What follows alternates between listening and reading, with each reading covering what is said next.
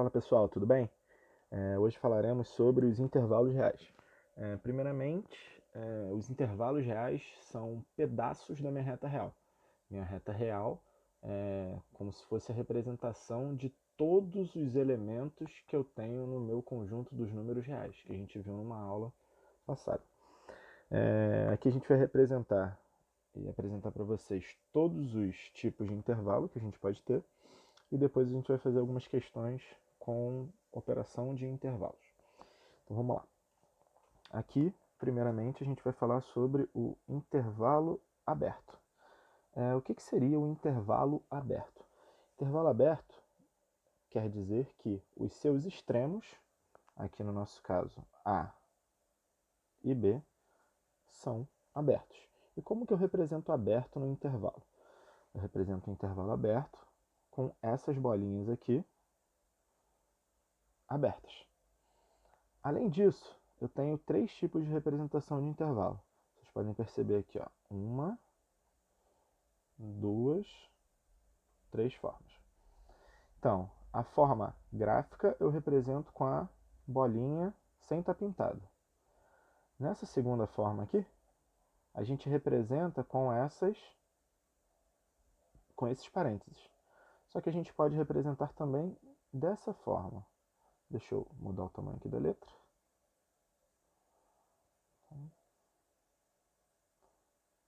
Eu posso representar assim também, seja com parênteses ou seja com colchetes virado para fora.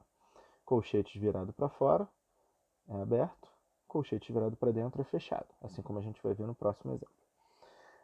Quando eu quero dizer também que o intervalo é aberto, aqui no meu x pertence aos reais está o que? A menor do que x menor do que b, eu não tenho o igual aqui no menor e nem aqui. Dessa forma, o intervalo é aberto. Se eu tivesse o menor ou igual, aí sim ele seria um intervalo fechado. Mas essas são as três representações de um intervalo aberto. Beleza? Então vamos lá agora. Intervalo fechado.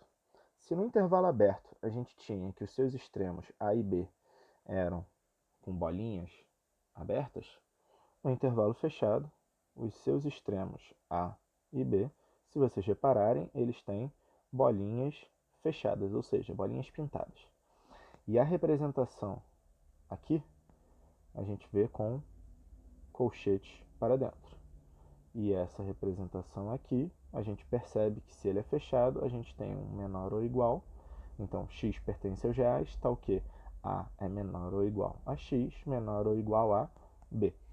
Então, a gente percebe uma diferença entre intervalo aberto e intervalo fechado, que são coisas pequenas, mas que fazem toda a diferença na nossa resolução e no nosso entendimento de intervalos. Então, agora vamos para o terceiro tipo de intervalo. Intervalo fechado à esquerda e aberto à direita. Então, com o elemento à esquerda, que é o A, ele está fechado. Vocês podem reparar aí que a bolinha está fechada. E o elemento B, à direita, que é o último elemento à direita, ele está aberto. Aqui a gente tem então a representação fechado em A, aberto em B. Fechado com colchete para dentro, aberto com parênteses, ou a gente poderia ter algo do tipo. Beleza? O que a gente pode ter também aqui no x pertence aos reais está o que? A menor ou igual a x menor do que b. Menor ou igual porque o intervalo está fechado, menor que o b porque o intervalo está aberto. Beleza? Agora, intervalo fechado à direita e aberto à esquerda.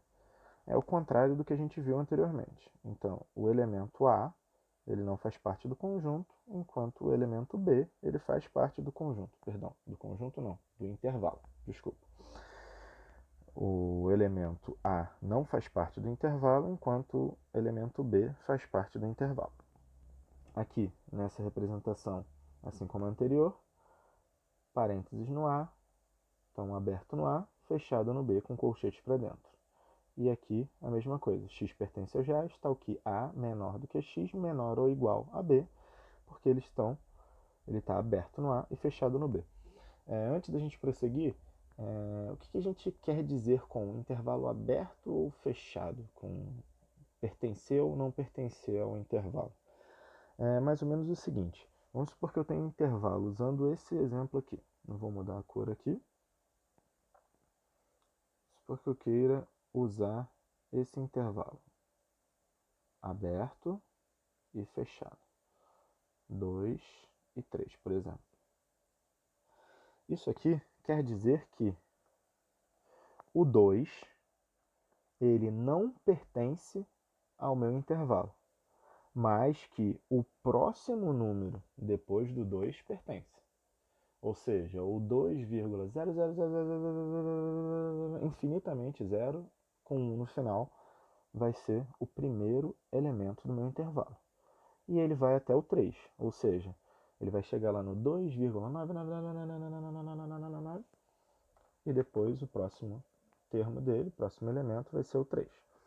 Beleza? Então essa é a ideia de intervalo fechado, intervalo aberto. Vamos seguir então. Agora a gente tem semirreta esquerda, vou mudar a cor aqui, semirreta esquerda fechada de origem em B. Percebam que agora eu não tenho mais aquele elemento A do lado esquerdo. Então ela é uma semirreta e ela está fechada em B. Então ela é semirreta esquerda porque ela está indo para o lado esquerdo e ela é fechada na origem B. E como que eu represento algo desse tipo se eu não tenho um limite do lado esquerdo? Eu vou representar com o menos infinito. Mas Marcos, infinito, eu posso ter um intervalo fechado no infinito? Não, não posso. Por que eu não posso?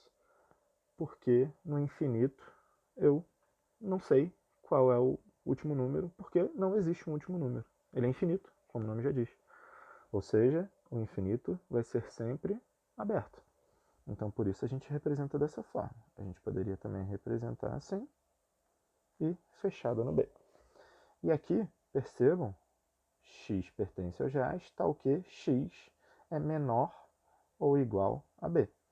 Então, como eu não tenho o meu limite do lado esquerdo, eu só represento aqui com o B. Beleza? Agora a gente tem o caso semelhante ao de cima, porém com intervalo aberto. Então, semirreta esquerda aberta de origem B. Então, é exatamente da mesma forma que a gente fez em cima. Então, a gente percebe que aqui continua a mesma representação, só que no B agora é aberto. E aqui a mesma coisa. Fica similar ao que a gente tem aqui em cima, porém não tem o sinal de igual, porque ele se trata de um intervalo aberto, com o B aberto em B. Então, vamos prosseguir. Agora a gente tem o contrário. Eu tenho uma semirreta direita fechada de origem em A. Agora eu não tenho um limite do lado direito. Eu só tenho o limite do lado esquerdo. E aqui eu tenho a minha origem A e ela está fechada. Então, se eu não tenho limitante pelo lado direito, ele vai até infinito. Se pelo lado esquerdo a gente utilizou infinito negativo, pelo lado direito a gente vai utilizar infinito positivo, que está representado aqui. Mais uma vez, o infinito, como a gente não tem um último valor, a gente vai deixar ele sempre aberto. E aqui, como trata-se de um intervalo fechado, né, fechado em A, vai ter o maior ou igual. Aqui eu tenho x maior ou igual a A, porque o intervalo está para o lado de cá. Antes eu tinha menor ou igual, porque o intervalo estava para o lado de cá. Beleza? Então vamos seguir. Semirreta direita aberta de origem em A. Antes a gente tinha semirreta direita fechada de origem A, agora a gente tem semirreta aberta de origem A.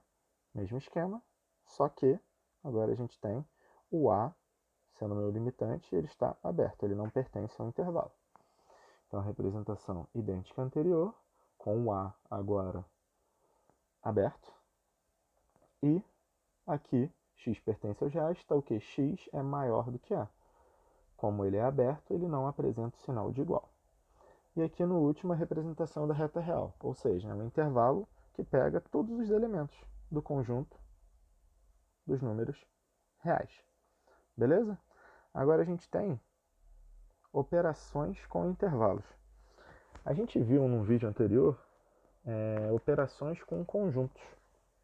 E a gente percebeu que a gente tinha 3 operações básicas, que era a união, a interseção e a diferença.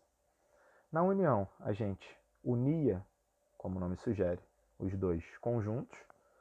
Na interseção, a gente pegava tudo que tinha em um conjunto, tudo que tinha no outro ao mesmo tempo, ou seja, os elementos iguais no conjunto A e no conjunto B, a gente separava e resolvia. E na diferença, a gente fazia uma pergunta ao intervalo, ao conjunto, desculpa.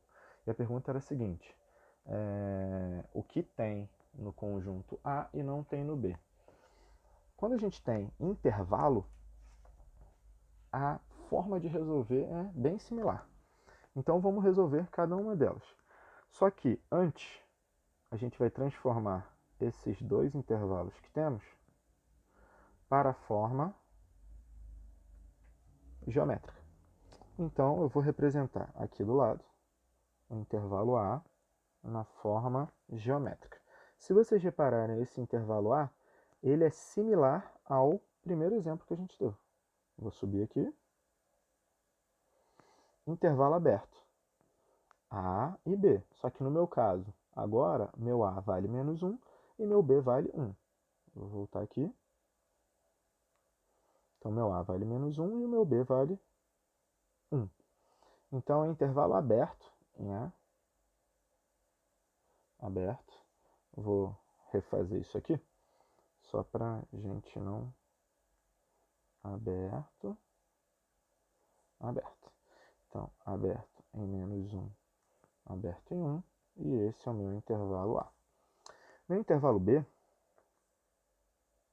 representando graficamente, a gente percebe que ele está fechado no 0 e aberto no 5. Ah, beleza. Então vamos lá. O 0 está entre menos 1 e 1. Então ele está fechado no 0. E ele está aberto no 5. Está aqui. E esse é o meu intervalo. Então agora eu vou resolver o que pede no exercício. A letra A nos pede A interseção com B. Então vamos lá. Primeiro caso, A interseção B. Quer dizer tudo que tem no A e no B ao mesmo tempo. Vocês conseguem perceber que... Deixa eu mudar para verde.